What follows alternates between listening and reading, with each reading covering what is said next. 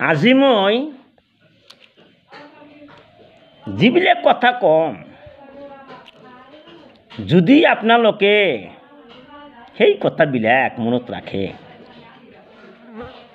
আৰু আমল কৰিব পাৰে, তেন্তে নিশ্চয়কৈ জান্নাতত যাব। তেন্তে হয়তো আপোনালোকে চিন্তা কৰিব পাৰা কি কথাটো হ'ব। নাম্বাৰ 1, এই যে আমি দুনিয়াত আহিছিলোঁ, এই দুনিয়াৰ ভিতৰত আমি কি কৰিলোঁ, কি কৰ্ম কৰিলোঁ, কি কাম কৰিলোঁ, সেইটো প্ৰথম চিন্তা কৰিব লাগিব।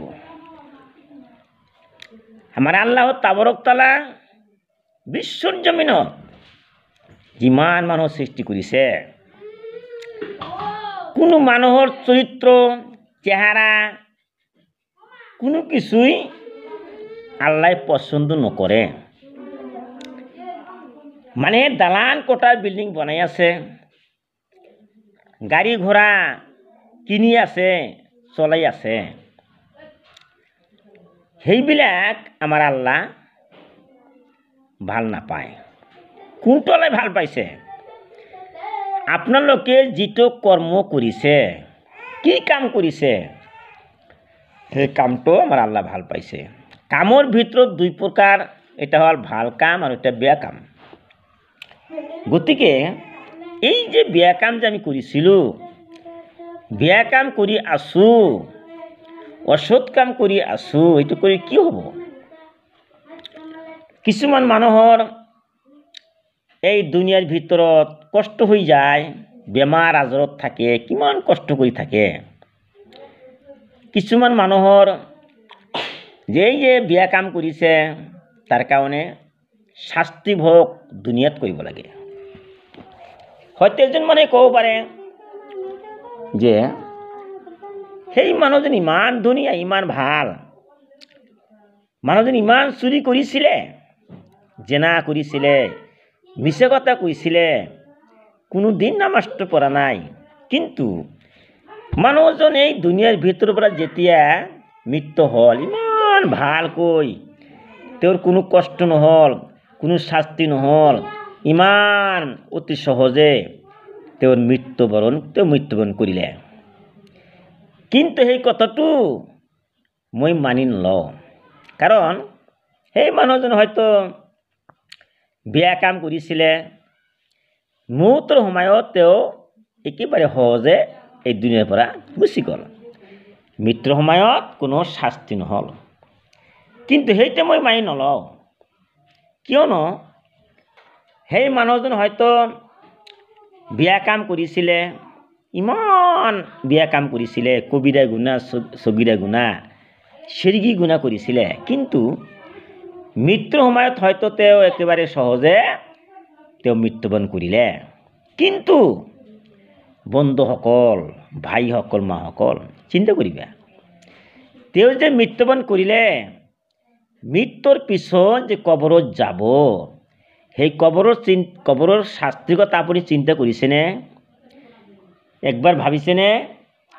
কবৰত যে ইমান কষ্ট আছে, ইমান যন্ত্ৰণা আছে, ইমান শাস্তি আছে, সেই কথাখিনি কিয় আপুনি চিন্তা নকৰিলে?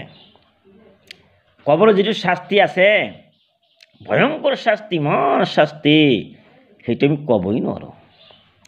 গতিকে মানুহজন অতি সহজে মৃত্যুবৰণ কৰিলে, সেইটো চাই আমি আনন্দিত হ'ব নালাগে। কবৰৰ শাস্তি হ'ব পাৰে, নাইবা কবৰৰ পৰা যেতিয়া উঠিব, হাশ্বৰৰ ময়দানত কিমান কষ্ট হৈ যাব, সেইটোতো আপোনালোকে জানে। সূৰ্যটো বেলাটো মূৰৰ ওপৰত আহিব, মাথাৰ ওপৰত আহিব, সেইটোতো আপোনালোকে জানে। কিমান মানুহৰ মুখৰ পৰা আপোনালোকে শুনিছে, কোৰানত শুনিছে, হাদিছত শুনিছে, হাশ্বৰৰ ময়দানত কিমান কষ্ট হ'ব পাৰে। আৰু যেতিয়া পুল চিৰাত পাৰ হৈ যাব, কিমান চিকণ পুল, সেই পুল কেনেকৈ পাৰ হ'ব, তেতিয়াতো তোৰ শাস্তি হ'ব পাৰে। গতিকে মই যিটো কৈছোঁ, সেইবিলাক কথা আপোনালোকে পাহৰি নাযাব। কাৰণ যেতিয়া আপোনালোকে ভাবিব যে তাৰপিছত যেতিয়া জাহান্নাম যিটো আছে, দোজখ আছে, তাত কিমান কষ্ট হৈ যাব, সেইটো আপোনালোকে ভাবি চাইছেনে? গতিকে মই যিটো কৈছোঁ, এজন মানুহ ভাল কাম কৰিব, বেয়া কাম কৰিব, তাৰ শাস্তি যিটো বেয়া কাম কৰিছে তাৰ শাস্তি হ'বই। কিছুমান মানুহৰ দুনিয়াত হয়, কিছুমান মানুহৰ কবৰত হয়, কিছুমান মানুহৰ হাস্যৰ ময়দানত হ'ব। গতিকে সেইটো চিন্তা কৰি আমালোকে কাম কৰিব লাগিব। আৰু এটা কথা, এজন মানুহে ভাল কাম কৰিছে, কোনো দিন নামাজটো পৰিত্যাগ কৰা নাই, নামাজ পঢ়িছে, ৰোজা ৰাখিছে, দান দক্ষিণা কৰিছে, পিতা মাতাৰ সেৱা কৰিছে, স্বামীৰ সেৱা কৰিছে, ভাল ভাল কৰ্ম কৰিছে। তেওঁ হয়তো মৃত্যুৰ সময়ত তেওঁৰ কষ্ট হৈ যায়, ইমান কষ্ট হৈ যায়, কিন্তু কষ্ট হ'লে কি হ'ব? তেওঁ যে এটা বেয়া কাম কৰিবতো পাৰে। গোটেইবিলাক যে ভাল কাম কৰিছে সেইটো আমি বিশ্বাস নকৰোঁ। কিবা এটা বেয়া কাম কৰিব পাৰে, তাৰ কাৰণে তাৰ শাস্তিটো এই দুনিয়াৰ ভিতৰত হৈ যায়। হোৱাৰ পিছত যেতিয়া কবৰত যাব, তেতিয়া জান্নাতৰ দৰজা খুলি দিয়া হ'ব, অতি সহজে অতি শান্তিৰে কবৰত থাকিব।